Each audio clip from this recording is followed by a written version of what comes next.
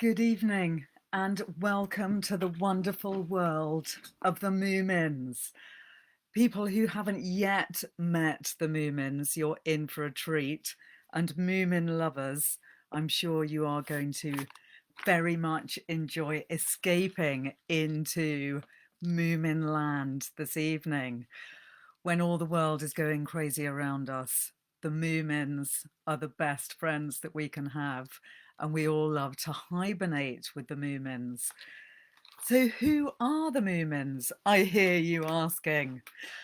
If you don't know them, they are my favourite ever woodland creatures with very, very large snouts.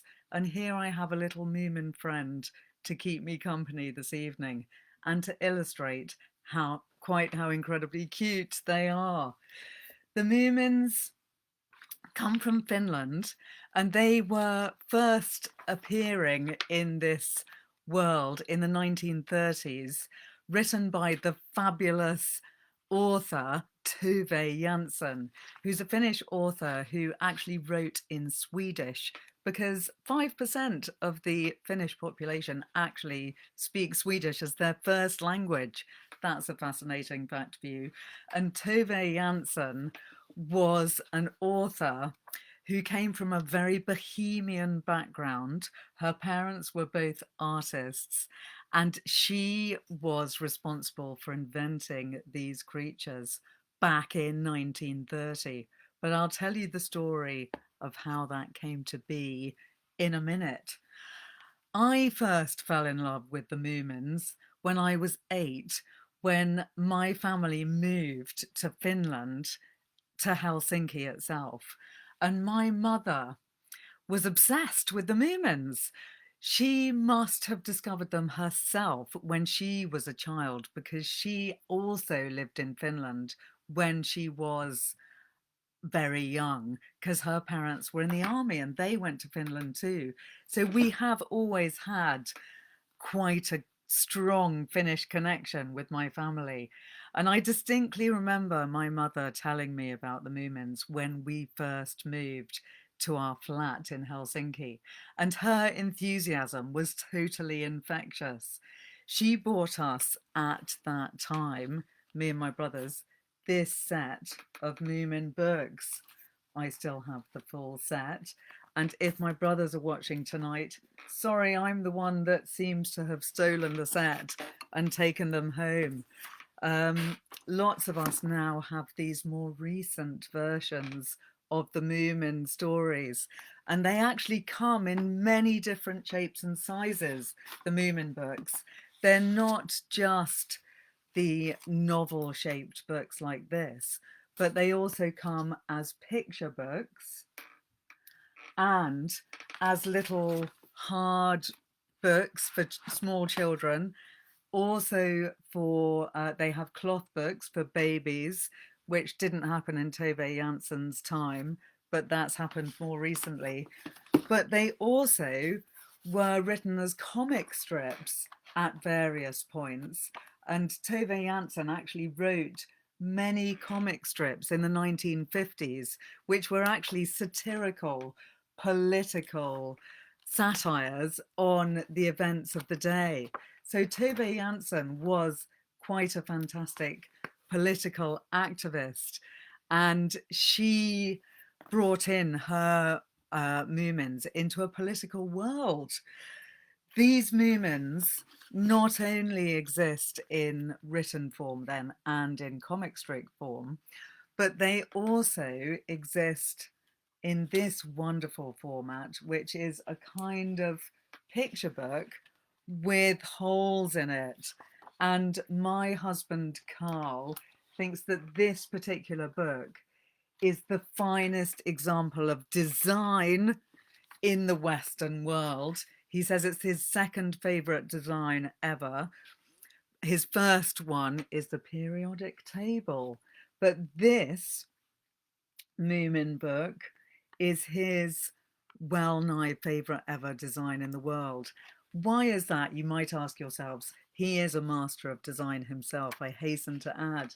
Well, it's because it tells an amazing story very, very beautifully. And as you tell the story, the book leads you through the story with literally holes on every page, which I don't know if you can see that well through the screens, but look, there's a hole, putting my hand through it there. And each picture leads you onto the next page with such amazing cleverness. I just love the way it's designed. It's so beautiful. And this particular book, the book about Moomin, Mimble and Little My, is translated by Sophie Hannah with a modern, brilliant translation. And it's really fantastically done. I'll just read you a little bit of it so that you can have a sense of this translation. It's difficult to know which page to choose because they're all so gorgeous. And it is a very funny story, which leads you through not just with images and the holes in the book, but also with the words, which are so cleverly translated. So here's a bit from the middle of the book, which will just give you a sense of what it's like. A stroke of luck. Who should walk by but Mimble's sister, Little My? While taking a relaxing stroll, she'd heard the cries of Moomin Troll. She cut the tube and pulled it back. Mimble and Moomin Troll were black with dust from head to toe. My laughed. Blimey, the two of you look daft. We've saved you, My, cheered Mimble. Phew! Hemulin, seething through and through, chased them away like dust and mess. And guess what happened? Go on, guess. So that takes you onwards through the story. I just love that particular version of one of the Moomin stories. But before getting too carried away with all the different versions, let's just describe these Moomin creatures in a bit more detail for people that haven't met them yet. Trisha on Facebook, thanks for commenting, saying that I love these books and first got Comet in Moominland for Christmas as a child. Still have that one, but this Christmas got the whole set of wonderful new books from Sort of Books, which Trisha has started rereading. That's great to hear. They are books which are fantastic for both adults and children to read, and that's one of the reasons that I love them so much, and it's one of the things I'm going to be talking about this evening. So why do we love the Moomins? I find myself prescribing Moomin books to people of all ages, adults more than children, in fact. This may seem odd as they appear to be children's books, but if you look more closely at them, I'm sure you'll agree that they are in many ways quite adult. All the characters have very interesting characteristics that could be described as typical of adults with issues. Some of the characters, like the Philly Jonk, for instance, could be described as having OCD. Others, like the Hemulin, are fanatical about order and may indeed have social issues. The Moomin clan are very inclusive, and the Hemulins are early trans characters, it could be said, wearing dresses and being of ambiguous sex. Many of the books also tackle depression, seasonal affective disorder. They tackle things like missing people, loss, waiting. Many of the books spend, in fact, a whole book waiting for someone to appear, who indeed never does appear. And that is one of the things that I love most about these books, is that they are not just for kids. So any adult that spends time reading the books to their children is definitely going to enjoy the books just as much as the child, possibly even more. Floss, thanks for your comment, saying that you base your entire identity and life goals around Snufkin. I have to agree with you. Snufkin was actually my first love. I had a complete crush on Snufkin. And Snufkin is actually quite an interesting character who's also not entirely necessarily masculine, some would say. Maybe he is. But he is a kind of character who is a bit like a tramp, maybe. He just goes off on adventures all the time. He has no fixed abode. He stays with the Moomins every summer, but then he disappears in the winter, reappearing in the spring. Moomin Troll, who is the main character in these books, is obsessed with Snufkin too, and he spends his whole winter and early spring always missing Snufkin and wishing that Snufkin would reappear in his life. I'm actually wearing a Snufkin badge. Don't know if you can see that. Possibly not on Facebook. There he is. So yes, Snufkin is a really fantastic character who I would say represents freedom and adventure, and also a lack of ties, because all he ever has is a little knapsack that he takes wherever he goes on his back on the end of a stick, and that has very few possessions. He does not need possessions. He eschews objects, and he very occasionally gets given things and he just gives them away again. Other wonderful characters in the Moomin books include Moomin Troll himself, who is the main character, who is just a really lovely boy-like character.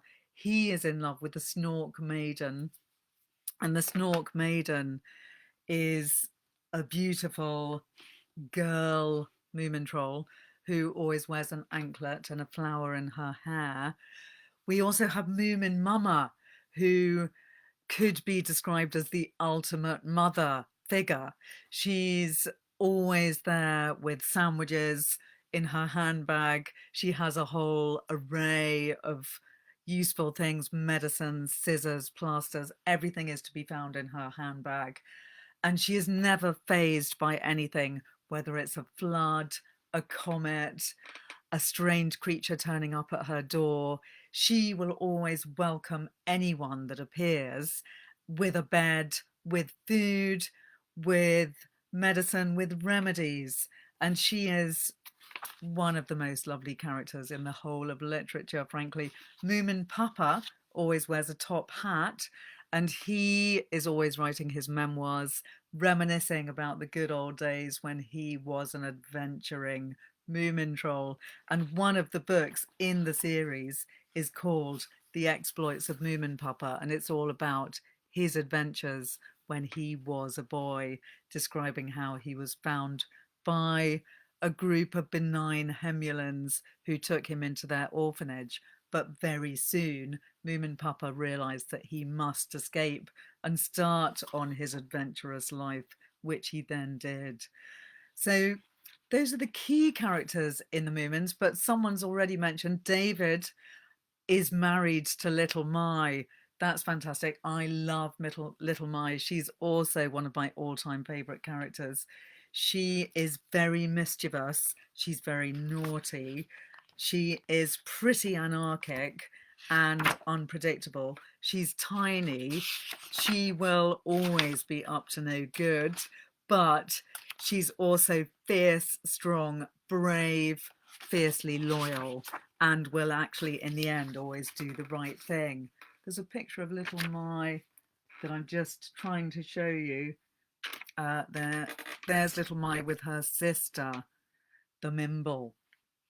So Little Mai is a really important character in these books. The Groke is another very important and marvellous character in these books, who is, in essence, she's the spirit of sadness, depression, loneliness.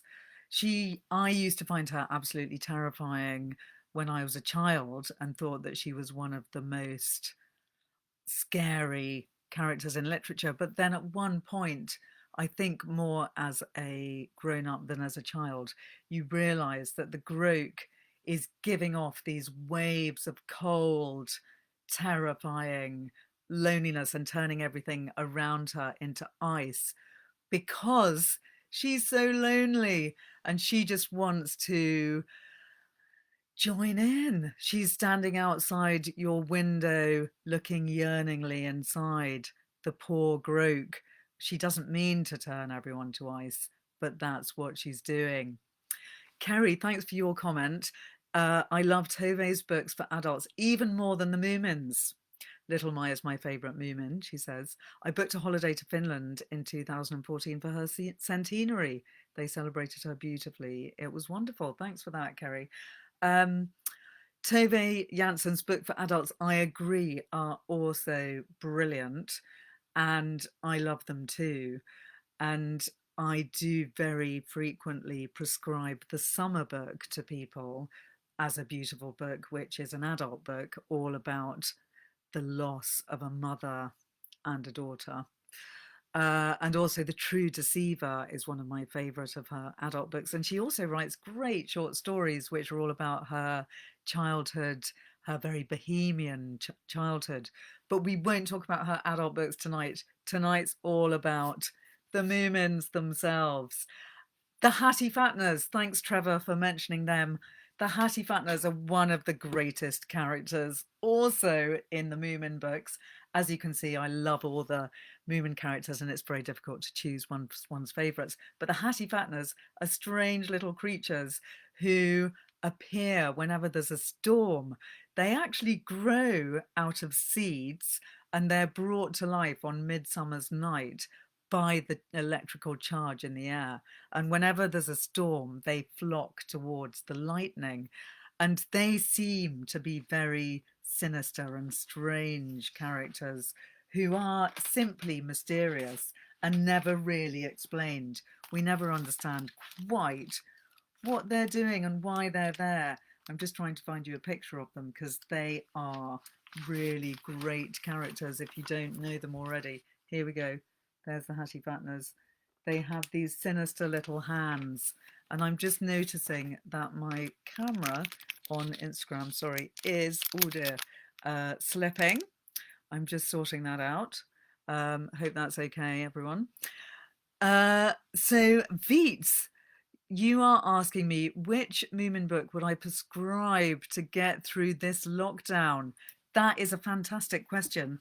And I would definitely say the one to start with would be Comet in Moominland, which is probably my favourite of the Moomin books, though I know there will be others that I'm going to be raving about tonight. But the reason I think this is great for lockdown is because there's an invisible threat hanging over Moomin Valley.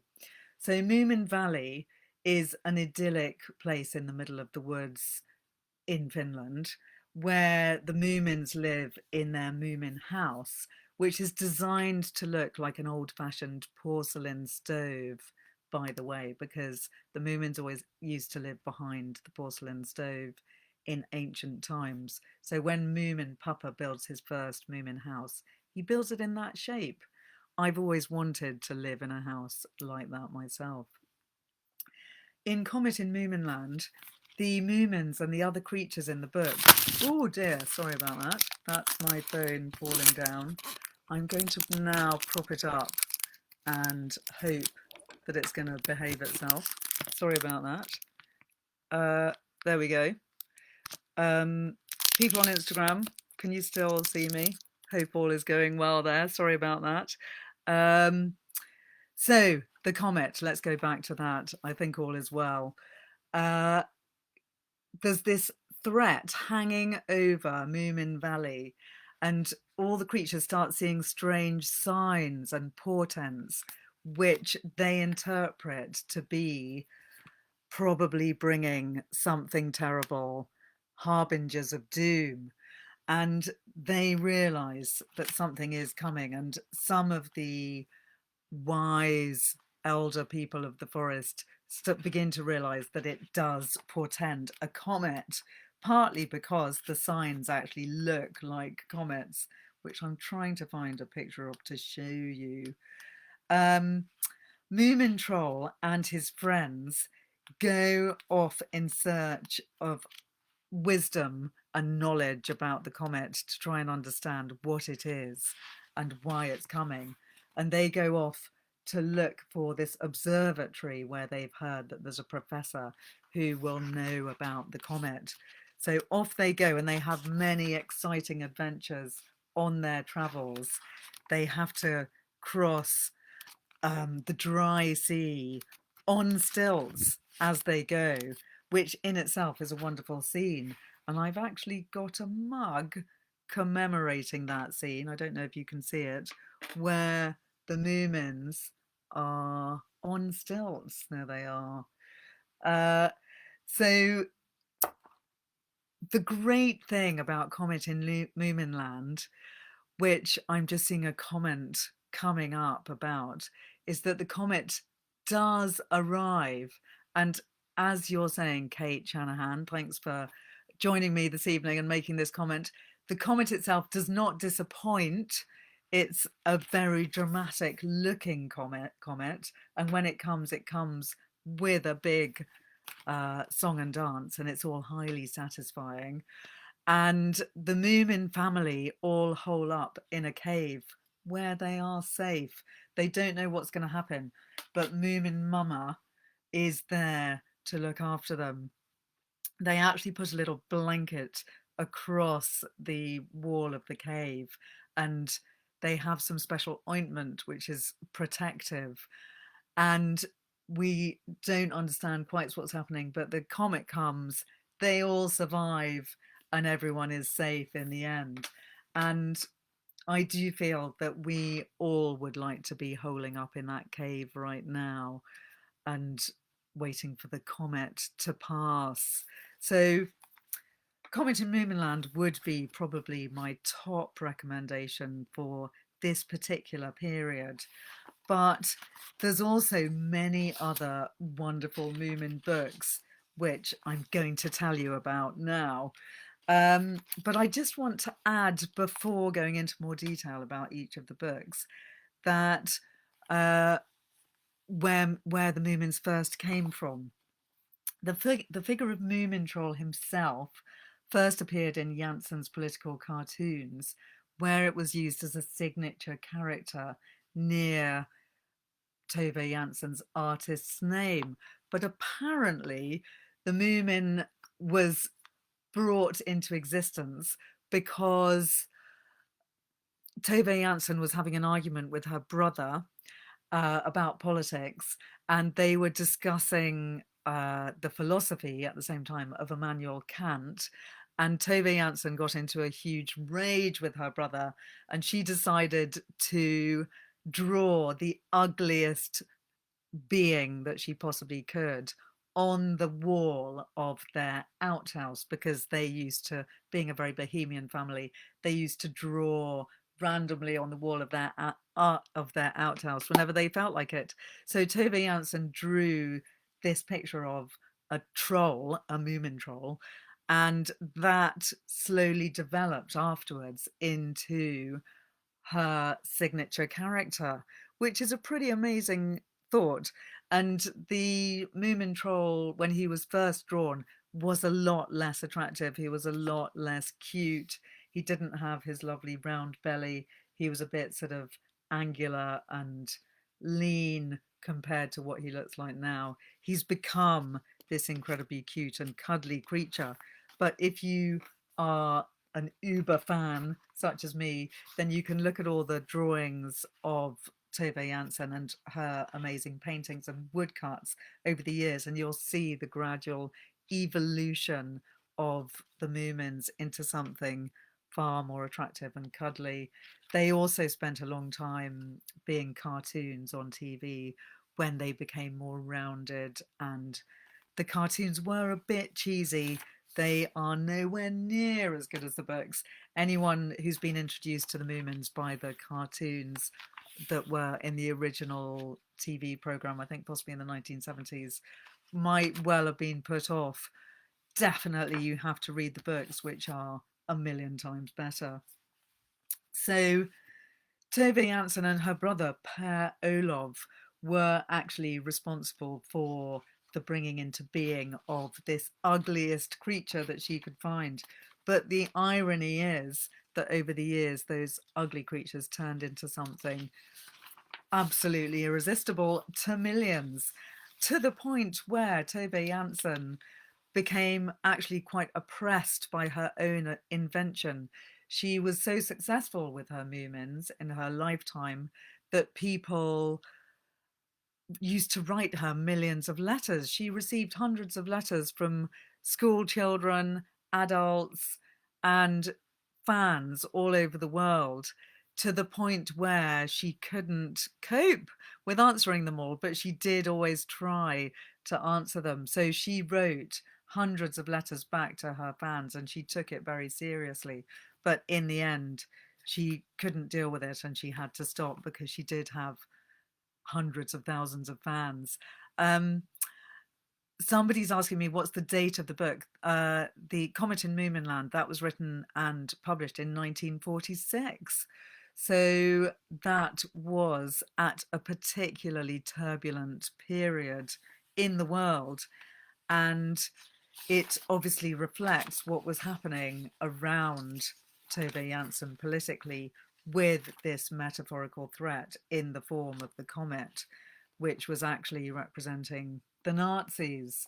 So the first two books that Tove Jansson wrote were The Moomins and the Great Flood, and then Comet in Moominland. And they went largely unnoticed by the rest of the world, but they were a hit in Finland. But then Tove Jansson was picked up by London's Evening News, and they started to publish the Moomin comic strip, which I showed you earlier, which is here collected into a book, in 1954.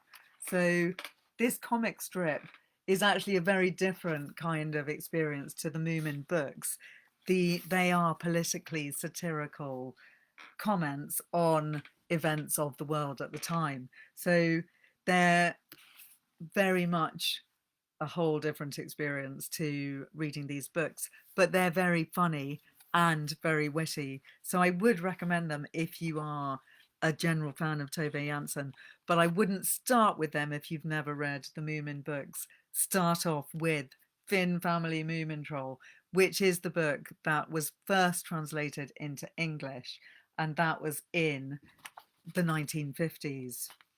So after Finn Family Moomin Troll, we then have Comet in Moominland came before.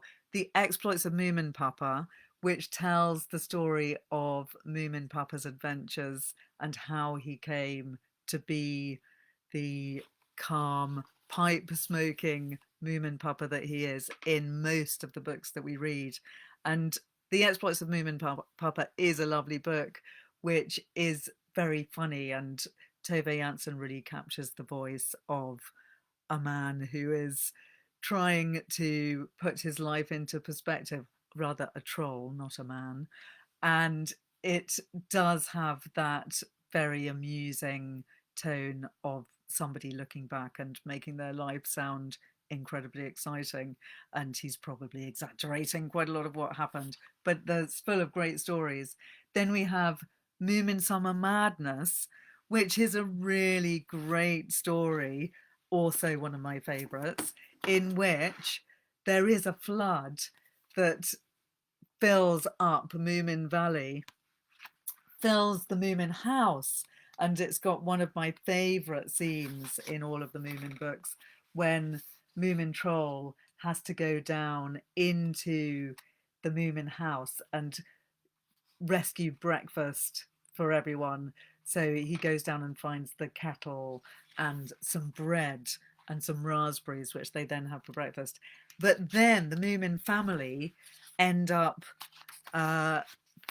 because they have to leave their house, they then all get onto this floating theatre, which is floating through the sea, which has just been created by this flood. And they live in this theatre, which is haunted, and all sorts of fabulous dramas happen in the theatre. There's a trap door which little Mai falls through, and what happens to her, we don't know. There's lots of wonderful moments when people are falling into the flood, And there's lots of great theatrical references. There's even a stage rat who is incredibly annoyed with the Moomin family because they don't understand the theatre. They've got no idea that what they call the pantry is actually the prompt box, much to her horror. So it's full of humour. We then have Moominland Midwinter, another absolute classic, oh no, sorry, that's Comet in Moominland. Here we go, Moominland Midwinter, which is when Moomin Troll wakes up in the middle of winter from his hibernation. He should still be asleep. He has a stomach full of pine needles. He's meant to sleep through the snow. He's never seen snow before, but he wakes up to witness the snow falling all around him. This is a really great, cozy book. And I would say this is another great one to read now during lockdown, because it's one that makes you feel very snuggly, cozy, happy to be in your house and wanting to just snuggle up in lots of blankets, possibly eat a whole sack of pine needles and go to sleep for a couple of months. But in this book, Moomin Troll actually goes and has lots of adventures in the snow. He meets a skiing Hemulin. He actually meets quite a few exciting characters, and all in all, it's a lovely read. We then have More Tales from Moomin Valley, and followed by that, Tove Jansson wrote Moominpopper at Sea, which is another of my absolute favourites, and it's one of the ones that I do most recommend to people when I'm doing bibliotherapy sessions. Just trying to find it for you to show it to you. I'm showing you the old version here. So the reason I love this book is because it actually reminds me of another book, which is about a woman stuck in a depression, called The Yellow Wallpaper by Charlotte Perkins Gilman. And the reason it reminds me of that, you may think it's a bit of a leap, but it's actually quite a close parallel, is because in this book, Moominpopper decides to take his whole family to go and live on an island. He's obsessed with starting a new life. He's obviously having a midlife crisis, and he wants to go and look after a lighthouse. He's got this idea that that's the answer to the family's problems. They've got bored. They've got a bit complacent living in Moomin Valley. Everything's a bit too easy. It's time for them to have an adventure. So off they go to take to the sea, and they go and live on this tiny island with a lighthouse. They go through many difficulties to get there. They have storms, they have enormous waves. They get to the lighthouse and it's a pretty depressing and lonely place to be. And Moomin Mama is completely lost. She's really having to start a whole new life. She never wanted to come there in the first place. Why should she have completely changed her whole existence and come to this very sad, rainy, bleak island? And she begins to feel really rather odd. But then she decides to start painting a mural inside the lighthouse. And this mural takes over her imagination and life to such a degree that she ends up actually getting into the mural and disappearing from her family, which is just what happens in The Yellow Wallpaper by Charlotte Perkins Gilman, which is an amazing story if you haven't read it. By the way, absolutely recommend, but it is very depressing. So Moomin Mama goes into her very own mural. This is something, of course, that I relate to being a painter as well as a bibliotherapist.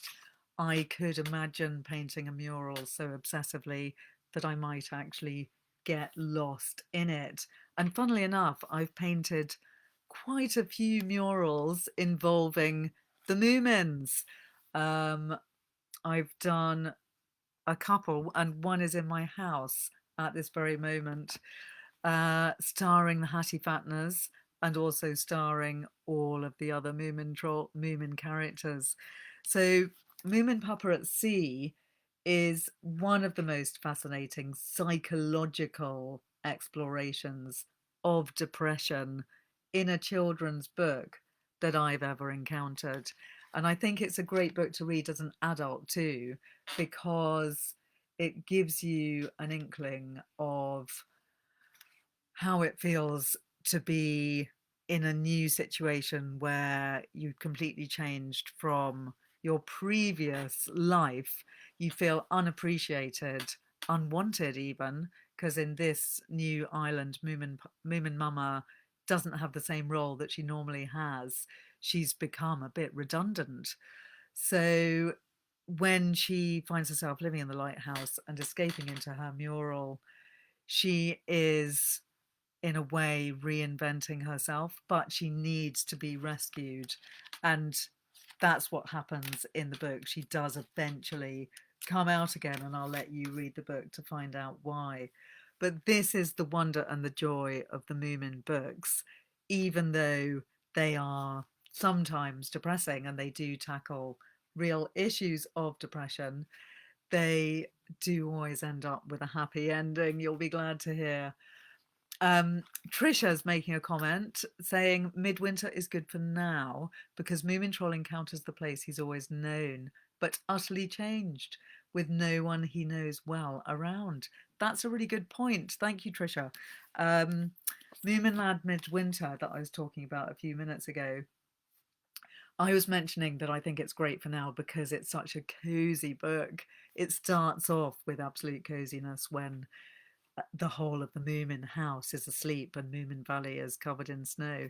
But Trisha's making a really good point that Moomin Troll gets up out of his cozy hibernation and goes into his valley, his home, to discover it completely changed, which is very much like what we're experiencing at the moment. Our world is completely changed. Trisha's also saying that there's no one that Moomin Troll knows well around him, which is the case for many people experiencing lockdown too. So thanks for that. That's a really important parallel to make. The final book that I'm going to mention of the collection, which I haven't talked about yet, is Moomin Valley in November, which is another of the books that I absolutely love. And I'm just trying to find it. Here we go.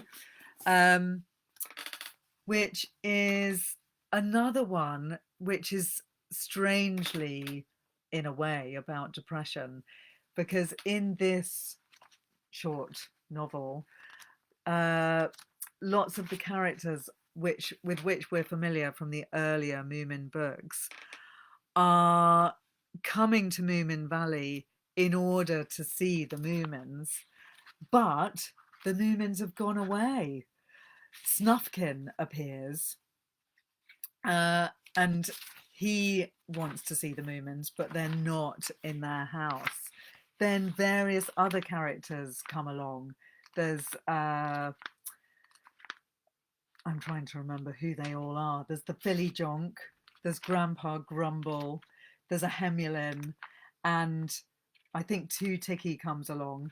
And all of these characters sit around waiting for the Moomins to come back from wherever they've gone. They spend a lot of time in the Moomin house making friends with each other, but wishing that the very family that they've come to see would appear. And they don't, which is quite an amazing and surprising move to make as the author of these novels, because I feel it's quite a brave thing to do. We have all the minor characters in a way from the Moomin books, and they all take center stage in this book. There's a very profound sense of melancholy throughout the whole book, and it's actually very moving and very lovely, and leaves us as much as the characters wanting those Moomins to come back. Trevor Norris is saying, I love Moomin Valley in November. Very unusual and wonderful to see the minor characters in such emotional states. I agree.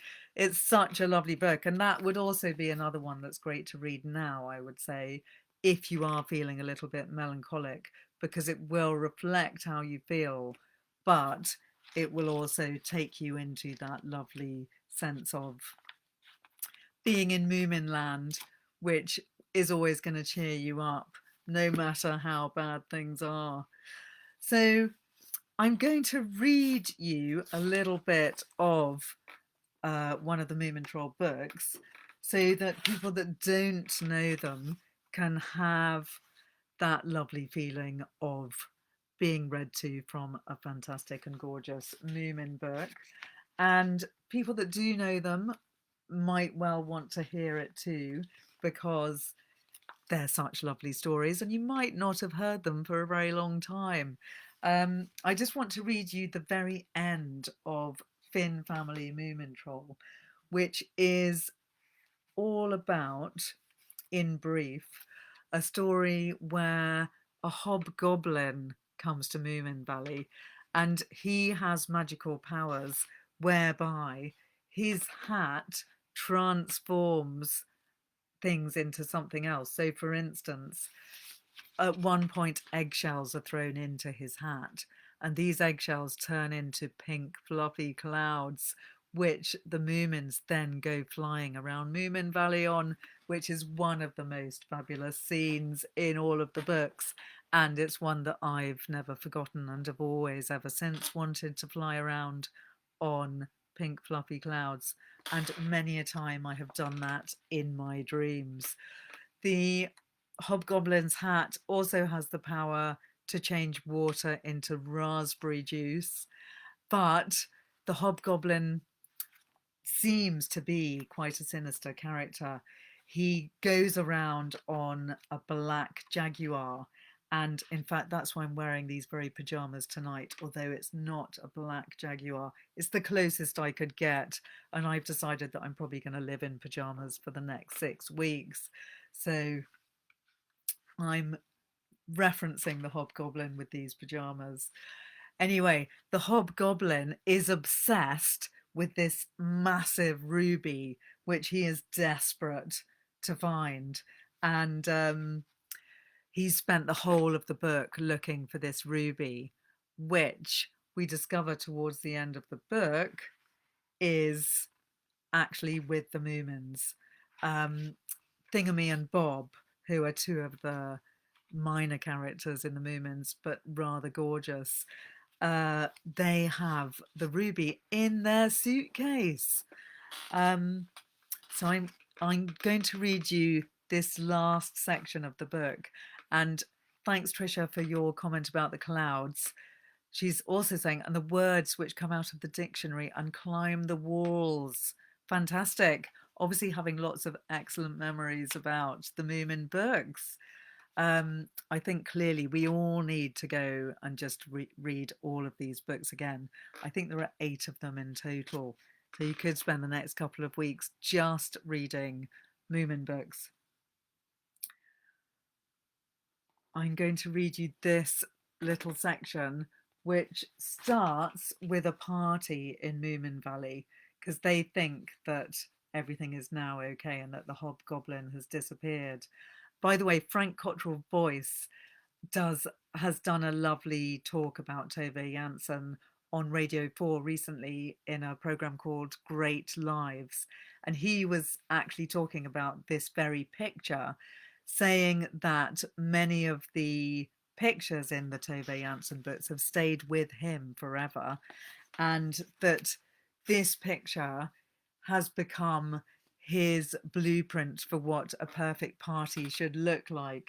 It should have magic lanterns around the trees. It should have lots of people sitting around a table with a tablecloth, and it should have people dancing in the distance.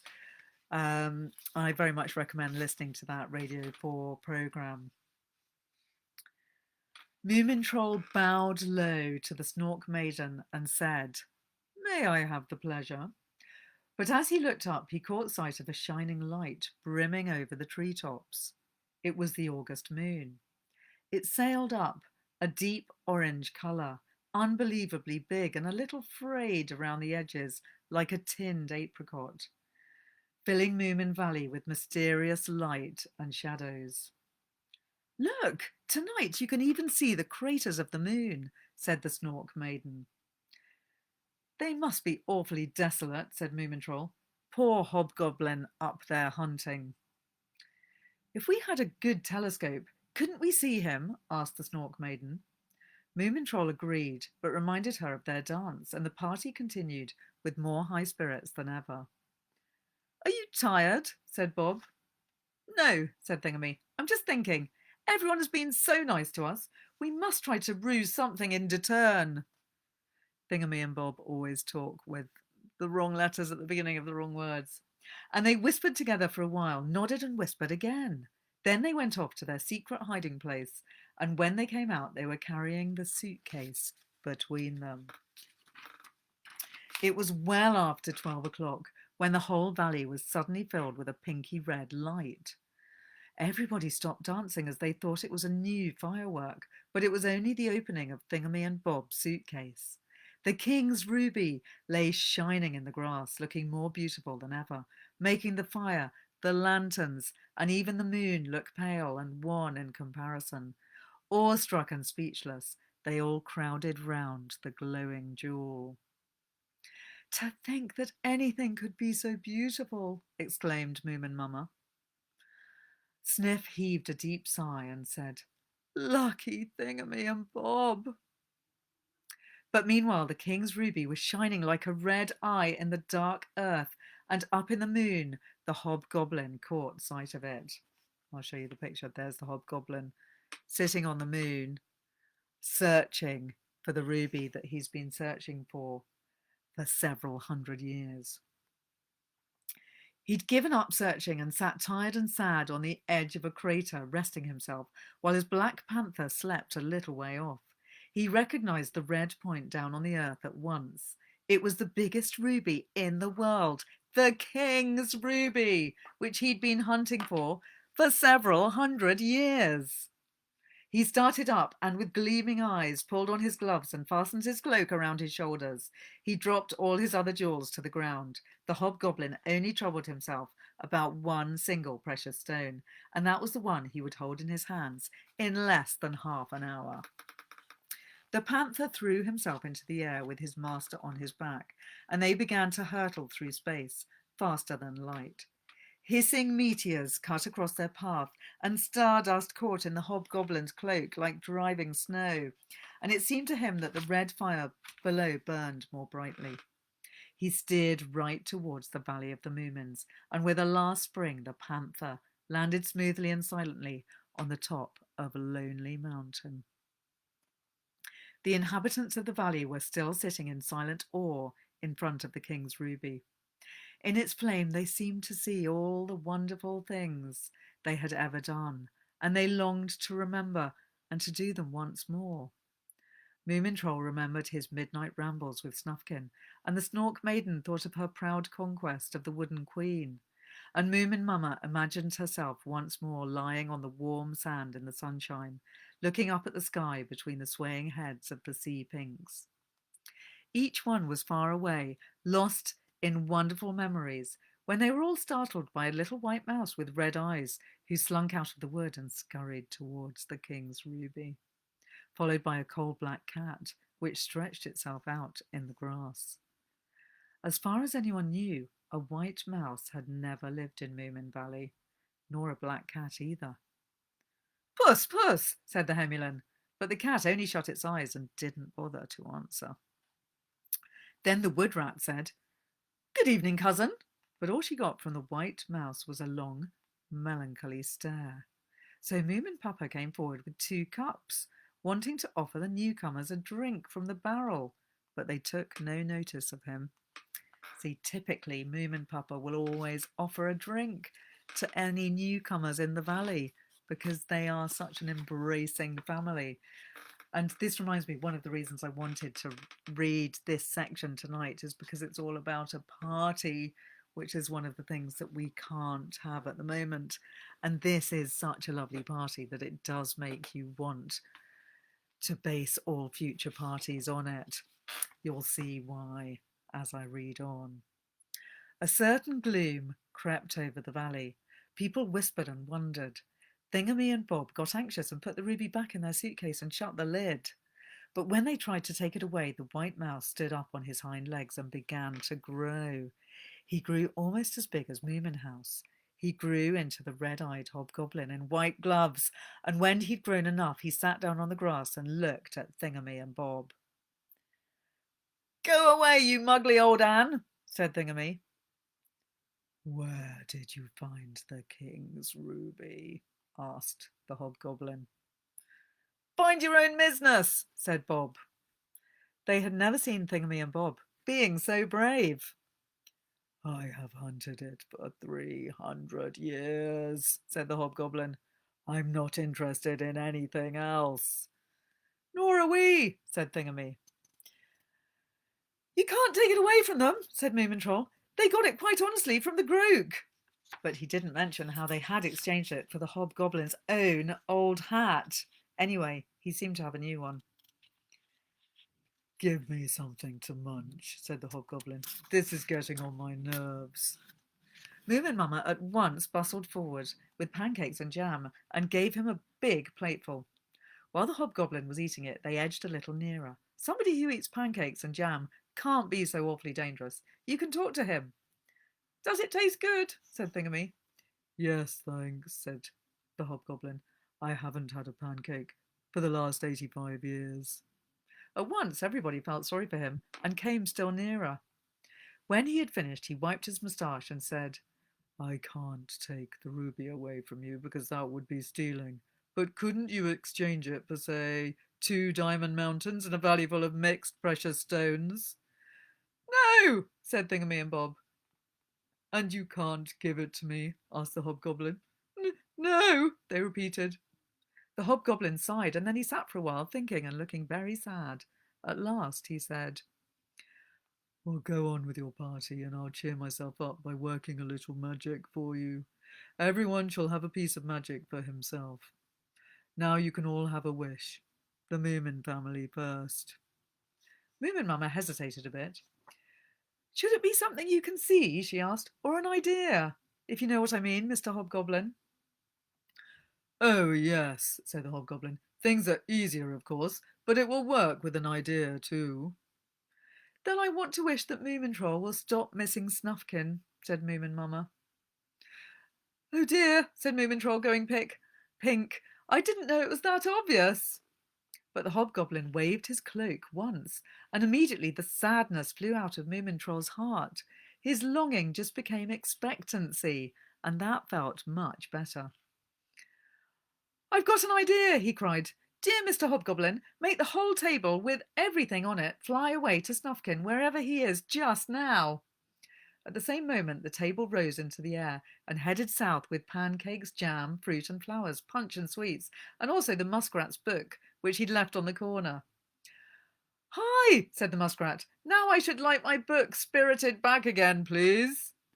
"Right," said the hobgoblin. "Here you are, sir."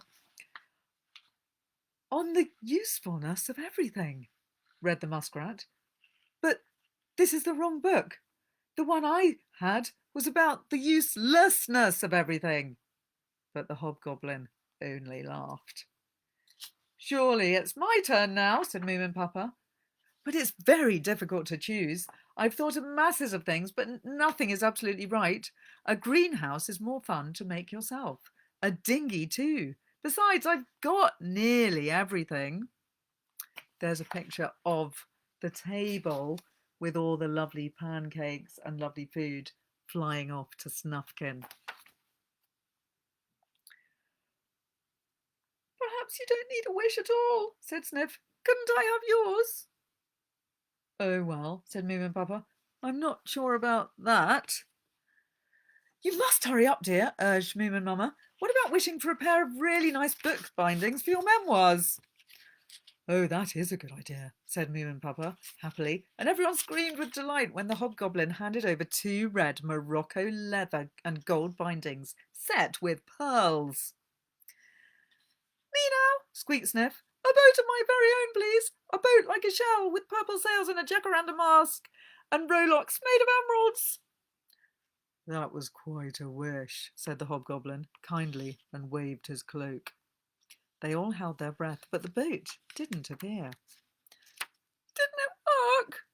Asked Sniff in disappointment. Indeed it did, said the hobgoblin, but of course I put it down on the beach. You'll find it there in the morning. With rowlocks made of emeralds? Asked Sniff. Certainly, 4 of them and 1 in reserve, said the hobgoblin. Next one, please. Said the Hemulin. To tell you the truth, there was a botanising spade that I borrowed from the Snork that got broken, so I simply must have a new one. And he curtsied in a well-brought-up manner. There's an asterisk there. The Hemulin always curtsies because it looks so silly to bow in a dress. Author's note. When the hobgoblin produced the new spade. Don't you get tired of working magic? Asked the Snork Maiden. Not with these easy things, answered the hobgoblin. And what will you have, my dear young lady? It's really very difficult, said the Snork Maiden. May I whisper? When she'd whispered, the hobgoblin looked a little surprised and asked, Are you sure you want that to happen? Yes, sure, breathed the Snork Maiden. Well, all right then, said the hobgoblin. Here we go. The next moment a cry of surprise went up from the crowd. The Snork Maiden was unrecognisable. What have you done to yourself? Asked Moomin Troll in horror. There she is. Frantically. I wished for eyes like the wooden queen, said the Snork Maiden. You thought she was beautiful, didn't you? Yes, but, said Moomin Troll unhappily. Don't you think my new eyes are beautiful? Said the Snork Maiden and started to cry. Well, well, said the hobgoblin. If they aren't right, then your brother can wish for the old eyes back again, can't he? Yes, but I thought of something quite different, protested the Snork. If she makes stupid wishes, it really isn't my fault. What had you thought of? Asked the hobgoblin. A machine for finding things out, said the Snork. A machine that tells you whether things are right or wrong, good or bad. That's too difficult, said the hobgoblin, shaking his head. I can't manage that. Well, in that case, I should like a typewriter, said the Snork sulkily. My sister can just see just as well with those new eyes. Yes, but she doesn't look so nice, said the hobgoblin. Dearest brother, cried the Snork Maiden, who'd got hold of a mirror, please wish my little old eyes back again. I look so awful. Oh, all right, said the Snork at last. You shall have them for the sake of family, but I hope you're a little less vain in the future. The Snork Maiden looked in the mirror again and cried with delight. Her funny little eyes were back in their place again, but her eyelashes had actually become a little longer. Beaming all over her face, she hugged her brother and said, Sweetie pie, honeypot, you shall have a typewriter for a Christmas present from me. Don't, said the Snork, who was very embarrassed. One shouldn't kiss when people are looking. No, I couldn't bear to see you in that awful state, that's all. Aha, now only Thingamy and Bob are left from the house party, said the hobgoblin. You can have a joint wish because I can't tell the difference between you. Aren't you going to wake a mish? Asked Bob. I can't, said the hobgoblin sadly. I can only give other people wishes and change myself into different things. Thingamy and Bob stared at him. Then they put their heads together and whispered for a long time. Then Bob said solemnly, We've decided to wake a mish for you because you're nice. We want a booby as beautiful as ours. Everybody had seen the hobgoblin laugh, but nobody believed he could smile. He was so happy that you could see it all over him, from his hat to his boots. Without a word, he waved his cloak over the grass, and behold, once more the garden was filled with a pink light, and there on the grass before them lay a twin to the king's ruby, the queen's ruby. Now you're not miserable any more, said Bob. I should say not, said the hobgoblin, tenderly lifting up the shining jewel in his cloak. And now every single one of the animals shall wish for what he wants. I shall grant all your wishes before morning, because I have to be home before the sun rises." And now they all had their turn. In front of the hobgoblin there circled a long queue of chirping, laughing, humming forest creatures who all wanted to have their wishes granted. Those who wished stupidly were allowed another chance, because the hobgoblin was in a very good temper. The dancing started again, and more trolleyfuls of pancakes were wheeled under the trees. The Hemulin let off more and more fireworks, and Moominpopper carried out his memoirs in their smart new binding and read aloud about his youth. Never had there been such a celebration in the Valley of the Moomins. Oh, what a wonderful feeling when you have eaten up everything, drunk everything, talked of everything, and danced your feet off, to go home in the quiet hour before the dawn to sleep. And now the hobgoblin flies to the end of the world, and the mother mouse creeps into her nest, and one is as happy as the other. But perhaps the happiest of all is Moomin Troll, who goes home through the garden with his mother, just as the moon is fading in the dawn, and the trees rustling in the morning breeze which comes up from the sea. It is autumn in Moomin Valley, for how else can spring come back again? One day soon, we too will have parties when we can walk home at dawn in the summer night, and I can't wait for that. Thanks for joining me tonight on this celebration of all things Moomin.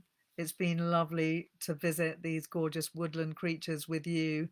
I'd love to know which are your favourite Moomin books and Moomin characters.